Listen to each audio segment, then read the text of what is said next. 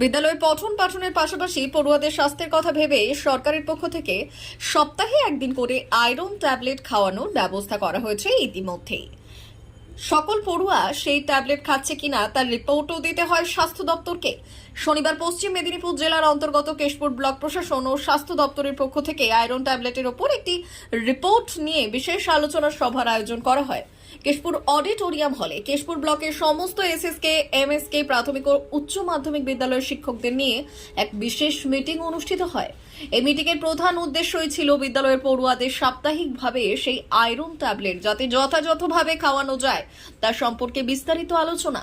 এই ট্যাবলেট খাওয়ানোর পর যাতে রিপোর্ট যথাযথভাবে ব্লক প্রশাসন ও স্বাস্থ্য দপ্তরের কাছে পৌঁছয় সেই বিষয়েও আলোচনা করা হয় শিক্ষকদের সঙ্গে।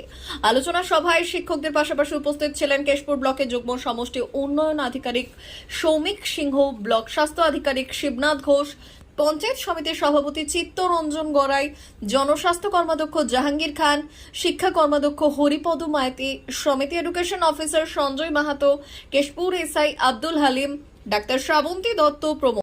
আজকের মিটিংয়ে আমাদের সভাপতি সাহেব, জয়েন্ট বিডিও সাহেব, স্বাস্থ্যের কর্মাধ্যক্ষ এবং আমার হেলথ দপ্তরের ডিএচএন সিনিয়র ডিএচএন সবদেরকে নিয়ে, তার সাথে সাথে স্কুলের যারা টিচার টিআইসি ছিলেন তাদেরকে নিয়ে একটা মিটিং সভা আয়োজন করা হয়েছিল এই লক্ষ্যে জুনিয়র উইকস মানে আয়রন সাপ্লিমেন্টেশন দেওয়ার জন্য।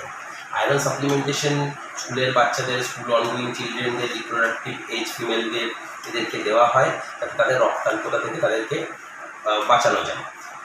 এই রক্তাল্পতার ভূমিকা নিয়ে আমরা আজকে আলোচনা করলাম যে আমাদের কেশপুর ব্লকে যে সংখ্যক সদ্যজাত মৃত্যু রয়েছে বা তার সাথে সাথে মাতৃ মৃত্যু রয়েছে এবং টিনেজ প্রেগন্যান্সি হচ্ছে, যেখানে রক্তাল্পতার জন্য তাদের দেখা যাচ্ছে যে বেশিরভাগ কারণটাই হলো রক্তাল্পতা, সেজন্য মায়ের মৃত্যু হচ্ছে। তার সাথে সাথে রক্তাল্পতার কারণে বাচ্চার লো বার্থ ওয়েট বেবি হচ্ছে, সেখান থেকে বাচ্চার ইমিউনিটি পাওয়ার কম, আইকিউ লেভেল কম হচ্ছে এবং তাদের মৃত্যুর ঝুঁকি বেড়ে যাচ্ছে।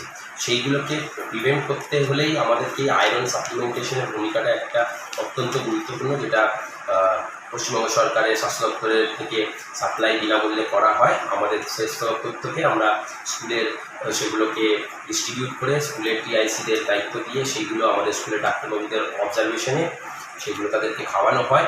কোনোটা উইকলি খাওয়ানো হয়, একদম ছোটো বয়সে যেগুলো রয়েছে সেগুলোকে আমরা অনেক সময় প্রাইস উইকলিও দেওয়া হয় যারা বাচ্চা রয়েছে। আয়রনের ডি নিউজ, কেশপুর।